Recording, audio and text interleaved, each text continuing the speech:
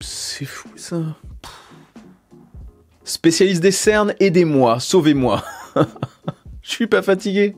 Pourquoi? Je vais me caler des pains de glace tous les matins, je crois. Salutations, vous ne l'avez certainement pas loupé, Apple vient d'officialiser sa WWDC 2025, enfin à partager les dates de l'événement. Pourquoi les dates? Parce que ça commence par une conférence d'ouverture, une keynote le 9 juin, et il y a des événements destinés aux développeurs qui s'étalent jusqu'au 13 juin. Cette fameuse keynote d'ouverture sera l'occasion pour Apple de présenter ses nouveaux OS, enfin en tout cas, les grandes lignes comme tous les ans, et on aura plus de détails par la suite au fur et à mesure de l'avancée des bêtas. Souvent, il y a des développeurs qui creusent un petit peu tout ça, et on a plus d'infos après. Là, ça sera iOS 19 pour les iPhones, WatchOS 12, si je compte bien pour les Apple Watch, iPadOS 19, ça suit iOS, le nouveau macOS, le nouveau visionOS, le nouveau tvOS pour les produits auxquels il se rapporte. Voilà pour le principal en tout cas. Cette année, la grande particularité, parce qu'il y en aurait une, serait une refonte totale de l'interface et du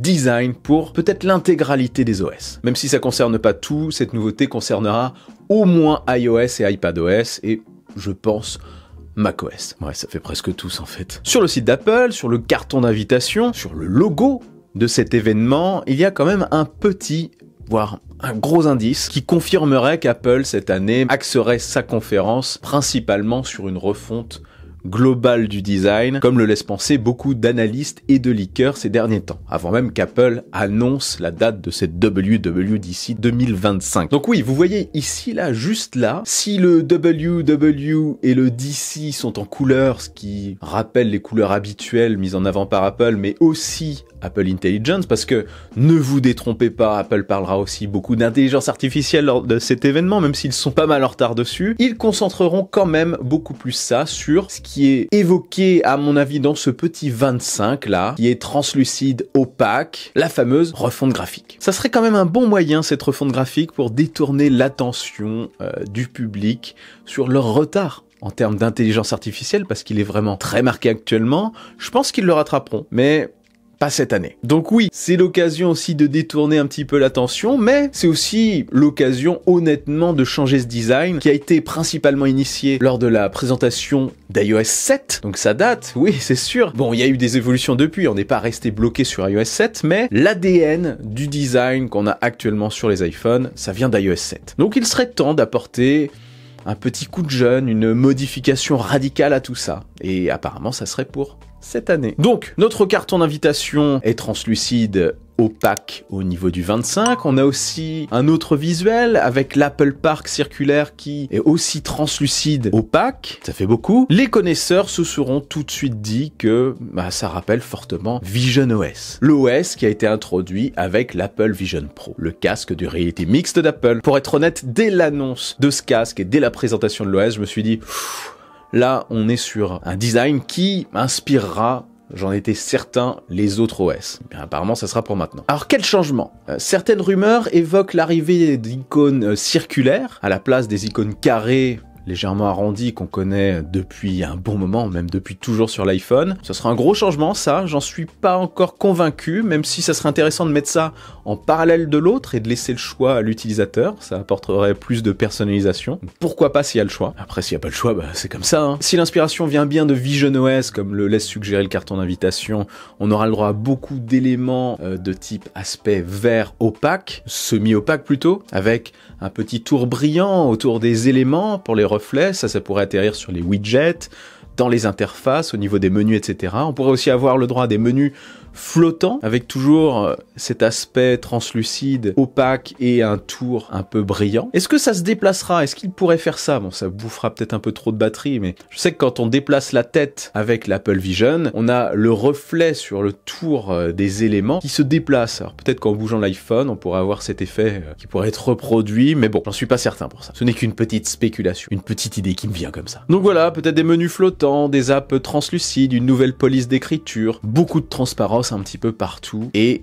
de l'arrondi aussi, un peu partout. Cette nouvelle interface ne sera pas exclusivement je pense destiné à iOS, et même certains, hein. Ça débarquera aussi au moins sur iPadOS, donc on aura certainement des fenêtres flottantes quand on utilise Stage Manager qui auront un design translucide, avec un tour un peu brillant comme ça, la même interface que celle de l'iPhone je pense, et ça pourrait aussi arriver sur macOS, pareil avec des fenêtres en aspect vert semi-opaque, ce serait plutôt stylé je trouve. D'ailleurs la dernière application qui est sortie, qui permet de contrôler, lorsqu'on fait tester l'Apple Vision Pro, de contrôler ce qui est accessible ou pas et de voir ce que fait la personne en mise en miroir pour le guider un petit peu via iPhone, pourrait évoluer vers ce nouveau design, et toute l'interface d'ailleurs évoluerait vers ce nouveau design, ce qui ferait un accord parfait entre les différents OS. Parce qu'on a quand même visionOS qui est à part, hein.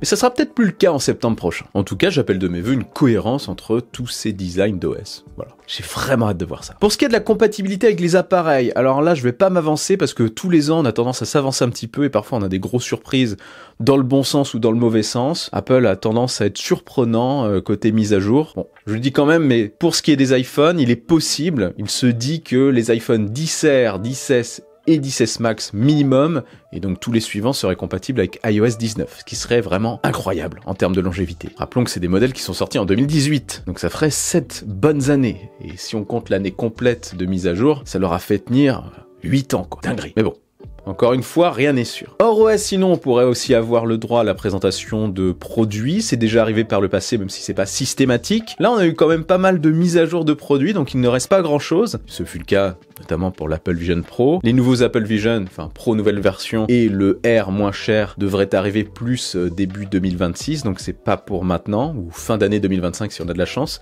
Il pourrait y avoir peut-être, ça pourrait être l'occasion de présenter le fameux iPad écran, pardon, le fameux HomePod avec écran, pas iPad écran, l'iPad a déjà un écran, qui serait une sorte de centre domotique pour la maison. Pourquoi pas, pour un produit assez ciblé comme ça, le présenter avec un OS dédié lors de la WWDC 2025. Autre chose que j'attends, des nouveaux écrans mis à jour pour les Mac. Je serais client peut-être d'un Studio Display nouvelle génération, mais bon, ça apparemment ça serait aussi pour un peu plus tard dans l'année. On va voir. Rien n'est sûr. Et si j'ai d'autres infos, bien évidemment, j'en ferai une petite vidéo express ici. Je pense qu'il ne faut pas s'attendre à grand chose côté produit. Ça se concentrera principalement sur les OS. Et c'est le but de cet événement. Bref, dites-moi vous en commentaire ce que vous attendez particulièrement de cet événement. N'oubliez pas le bon pouce en l'air qui claque, l'abonnement de force. Je suis aussi sur les réseaux sociaux. Vive la technologie, vive le futur et rêvez les amis.